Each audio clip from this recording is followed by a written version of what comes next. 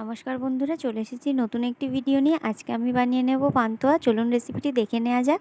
রেসিপিটি যদি আপনাদের ভালো লেগে থাকে দয়া করে আমার চ্যানেলটিকে লাইক, শেয়ার এবং সাবস্ক্রাইব করে দেবেন। আমি এখানে পান্তুয়াটি বানানোর জন্য নিয়েছিলাম 150 গ্রাম পরিমাণে ছানা। ছানাটিকে ভালোভাবে হাতের তালুর সাহায্যে মেখে নিচ্ছি। আমি এখানে ছানাটিকে 5 থেকে 6 মিনিট মেখে নেওয়ার পরে দিয়ে দেব 1 চা চামচ আমুল দুধ, 1 চা চামচ ময়দা এবং 2 চা চামচ পরিমাণে গুঁড়ো চিনি। আবারও ভালো করে সব উপকরণগুলোকে মিশিয়ে নেব।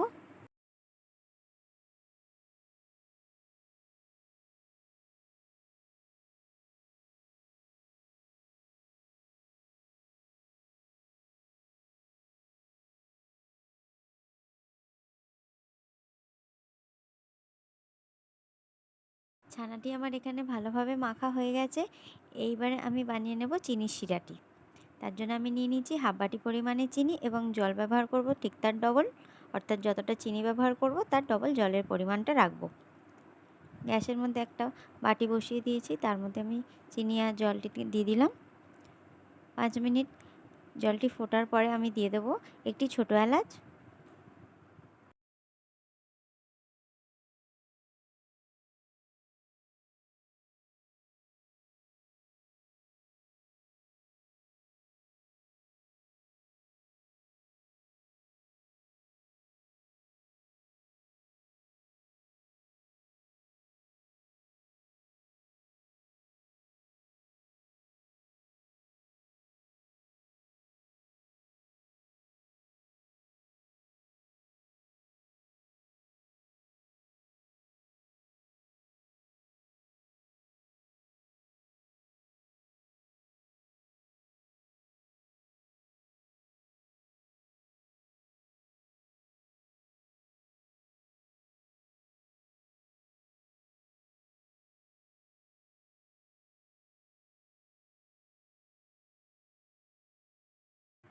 এলাচটি দেওয়ার পরে গ্যাসের ফ্লেমটি আমরা মিডিয়াম টু লো করে রেখে দেব।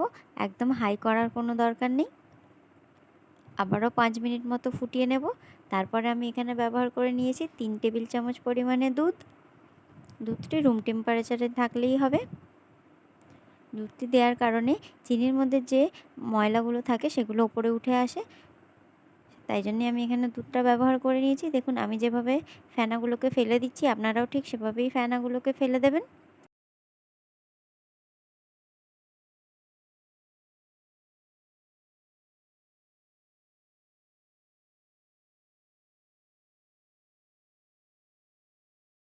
তৈরি হয়ে গেছে এখানে চিনির শিরাটি। এবার আমরা মেখে রাখা ছানার থেকে ছোট ছোট লেচি আকারে কেটে নেব। এই যে আমি যেভাবে কাটছি আপনারাও ঠিক প্রথমে সেভাবেই কেটে নেবেন।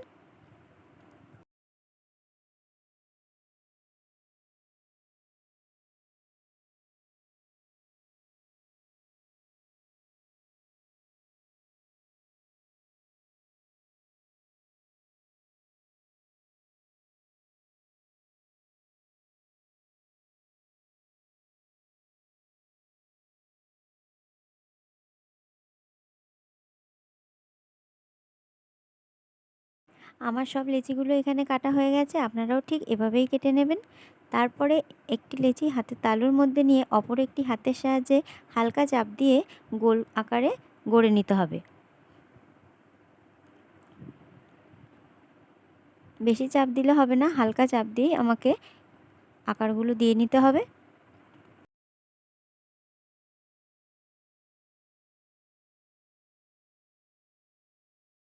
সব লেচিগুলোই আমি এভাবে গোল করে নেব।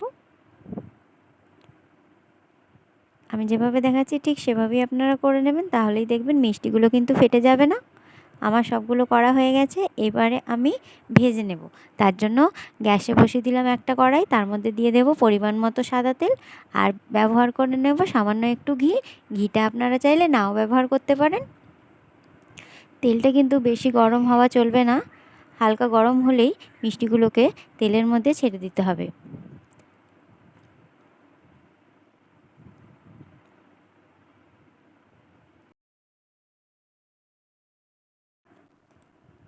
অনবরতই আমাদের বলগুলিকে নাড়াচাড়া করতে হবে, না হলে কিন্তু এগুলো লেগে যাবে। দেখুন গোল্ডেন ব্রাউন হয়ে গেলেই পান্তুয়াগুলোকে আমরা তুলে সাইডে রেখে দেব। বাকি মিষ্টিগুলোকেও আমরা একইভাবে ভেজে নেব।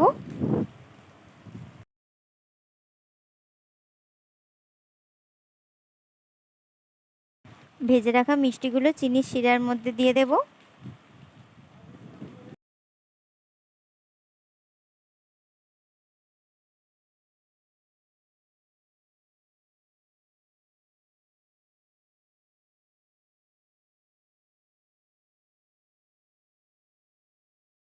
মিষ্টিগুলি আমি চিনির শিরার মধ্যে 2 ঘন্টায় রেখে দিয়েছিলাম।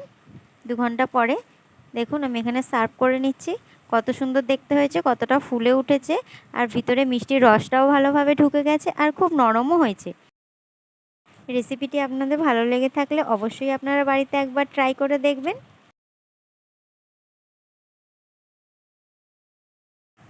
দেখুন কতটা সফট হয়েছে মিষ্টিটা, আর ভিতরটাও কতটা সুন্দর লাগছে দেখতে। আপনারা এইভাবে বানিয়ে নেবেন, তাহলে কিন্তু মিষ্টিটি খেতে খুবই সুস্বাদু হবে।